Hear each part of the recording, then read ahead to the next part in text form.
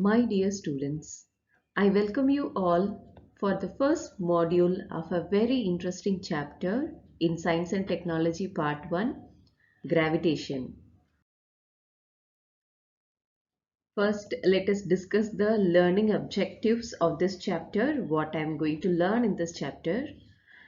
This chapter focuses on understanding the rotation of planets around the Sun, to define gravity as the force of attraction between any two objects, to derive Newton's universal law of gravitation, to calculate the value of acceleration due to gravity, to obtain knowledge about how gravity changes with height and depth, to differentiate between mass and weight, to describe the state of free fall, and to calculate escape velocity. In this module, we will be learning about gravitation, what is gravity, what is force and what is motion. We'll be learning about circular motion and centripetal force and about Kepler's laws. So let us begin our chapter with some questions. What are the effects of a force acting on an object? If a force is acting on an object, that force can either move an object, or if the object is already moving, it can change the direction of a moving object. Otherwise, it can increase the speed or decrease the speed of a moving object, and in some cases, it changes the shape of an object. What are the types of forces you are familiar with? For so many years we are learning about forces. What are the type of forces we are familiar? We have learned about frictional force, applied force, muscular or mechanical force. We know about magnetic force, or force we know about gravitational force also. What do we know about gravitational force? We know that gravitational force is a universal force, and it acts not only between two objects on the earth but also between any two objects in the whole universe. Talking about gravity, we will remember first about the person who discovered it. We all know that gravitation was discovered by Sir Isaac Newton. We also have heard about the famous fall of apple in Newton's garden, which led to this greatest discovery. He found that there is an attractive force that pulls the object towards the earth. Newton thought, if the force of gravitation acts on apples on the tree, can it also act on object even at greater heights, that is much farther away from the earth, like moon, sun, other planets also? This was the question Newton had, which led him to this discovery of gravitation and many more laws. Let us brush up our knowledge about force and motion. What is force? We know that force is necessary to change the speed as well as direction of the motion of the object and do some other work also. Let us recollect in Newton's laws of motion that we have learned in our 9th standard. There are three laws put forth by Newton, where the first law states that an object at rest will remain at rest unless it is acted upon by an unbalanced force, and an object, if it is already in motion, will continue with the same speed and direction again unless acted upon by an unbalanced force. This is Newton's first law of motion. Newton's second law, or otherwise called as law of acceleration, first law is called as law of inertia, the second law is called as law of acceleration, which states that force is equal to the product of mass and acceleration. That is, if an object has more mass, it accelerates at lower rate because mass has inertia. The very famous third law, we all know that every action force has a reaction force that acts immediately. So these are the three laws given by Newton regarding moving object or an object that needs movement. It's time we learn something about the scientist. Sir Isaac Newton, born in England, was one of the greatest scientists of recent times. He gave his laws of motion, equations of motion, and theory of gravity in his famous book Principia. But before this book, Kepler had given three laws describing the planetary motion. But the thing is that he cannot explain the reason behind that. But Newton mathematically derived Kepler's laws. Not only that, he did groundbreaking work in areas like light, heat, sound, and mathematics. He even invented a new branch of mathematics called calculus, which has wide application in physics and maths. He was the first scientist to construct a reflecting telescope. Let us learn about circular motion and centripetal force. For that, we are going to try an activity. Tie a stone to one end of a string. Take the other end in your hand and rotate the string so that the stone moves along a circle.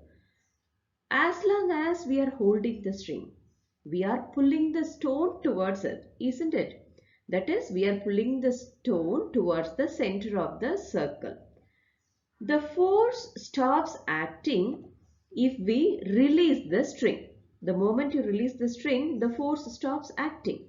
So what happens after that? The stone will fly off along a straight line. If you see, the stone will fly off along a straight line.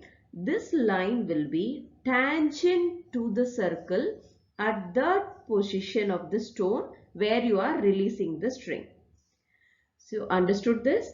So a force acting on an object moving along a circle and it is directed towards the center of the circle.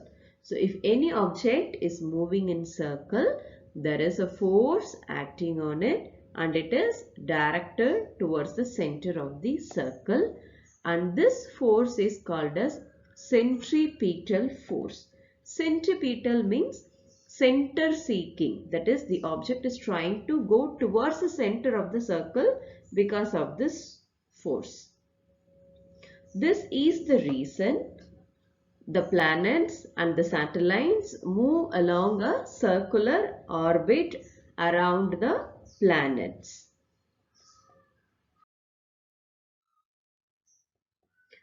We know that Moon is the natural satellite of the Earth that goes round in a definite orbit. The direction of Moon as well as its speed constantly changes during this movement.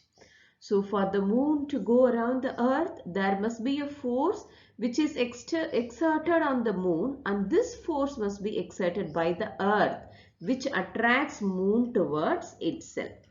Similarly, Sun will be attracting the planets, including the Earth, towards itself. We have already seen that the planetary motions were described by Kepler. If we see, the movement of the planets have been observed by astronomers since ancient times. People were very curious why the planets go around the sun. Before Galileo, if you see, all the observations were made with the naked eye because Galileo was the one who discovered a telescope. By the 16th century, due to the discovery of telescope, there were a lot of data available about the planetary position and how they are moving around the sun, etc. Johannes Kepler, he studied these data. So he noticed that the motion of the planets follow certain laws. All the planets follow these laws. He stated three laws describing planetary motion. And these laws are known as Kepler's laws. We will learn about this one by one. Let us learn Kepler's first law. What does it state? It states that the orbit of a planet is an ellipse. So the orbit of a planet is an ellipse. We know that ellipse will have two foci. So if you take the foci, sun will be at one of the foci.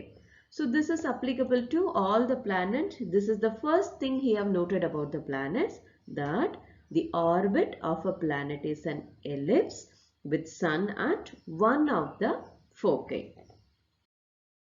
Now let us learn Kepler's second law. What does it state? It states that the line joining the planet and the sun sweeps equal areas in equal intervals of time. What does that mean? So we know that the planets take an elliptical orbit around the sun with the sun at one of the foci. I can locate the planet anywhere in the orbit, and if I can join the point where I am finding the planet with the sun and observing after some time, I will see that the planet covers equal area in any given equal interval of time. So if you observe, children, the planet may be sometimes very near to the sun. That position is called as perihelion, and if it is far away from the sun, that position is called as aphelion. Let us see it detail. Take for example, first I am seeing a planet at the point A, that is near to the sun. I am locating a planet. I am observing the planet for 30 days, and after 30 days I found that my planet reached the point B. So that means in 30 days interval my planet moved from the point A to the point B. Now I will be able to connect the point A to S as well as B to S. Similarly, after some time, maybe after a month or two, I am starting to observe the same planet. Now I am locating the planet at the point C. So after C, from C I am starting. For 30 days I am observing the planet. After 30 days my planet reached the point D. Now also I can connect the lines C to S and D to S, and I can calculate this particular area, that is area number 2. I will find that area 1, that is ASB, and area 2, that is CSD, are equal.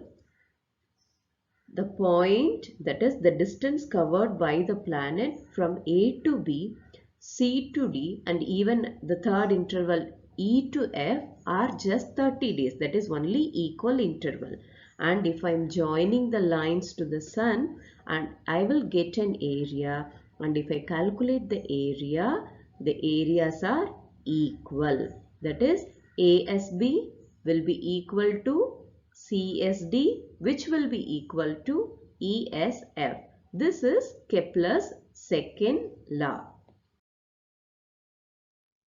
Very interesting pattern, isn't it?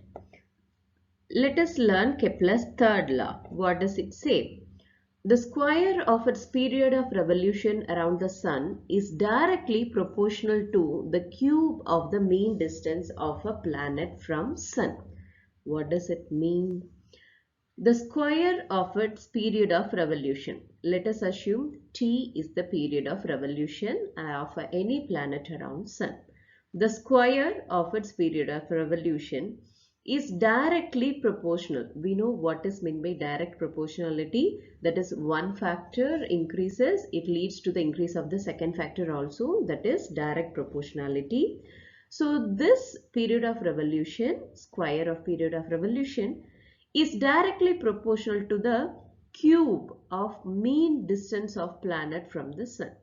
Let us assume that r is the mean distance of planet from the sun. Here we have to take a note why we are calculating mean distance.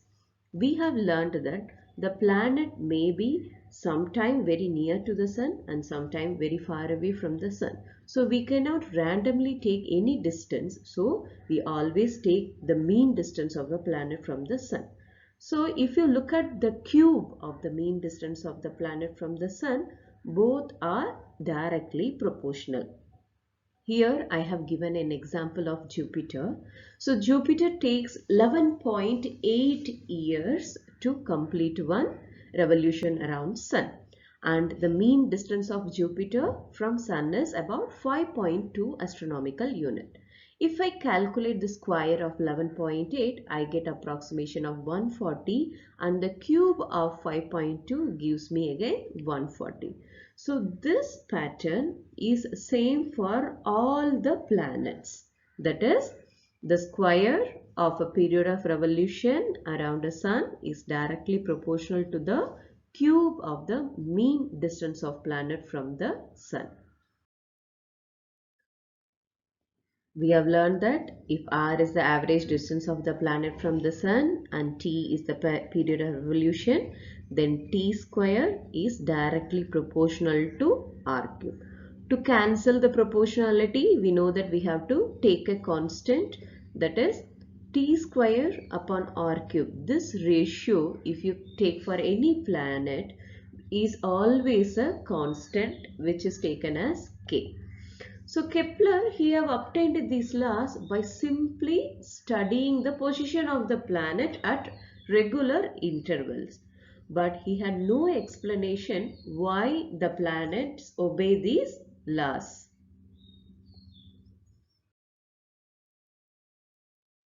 So we will wait for Newton to mathematically prove these laws. Now let us summarize our points. We have learned that gravity is a natural phenomenon by which all things with mass or energy are brought towards one another. Force is necessary to change the speed, direction of an object, even shape of an object. A force acts on any object moving along a circle and it is directed towards the center of the circle is called the centripetal force or center seeking force. Kepler stated three laws describing the planetary motion. First law states that the orbit of a planet is an ellipse with the sun at one of the foci. The second law is the line joining the planet and the sun sweeps equal areas in equal intervals of time. And the third law is the square of its period of revolution, that is t square, around the sun is directly proportional to the cube of the mean distance, that is r cube, of a planet from the sun. Our module with Kepler's law, and in the coming module let us learn how Newton derived those laws and proved that Kepler is correct. Thank you for listening, children.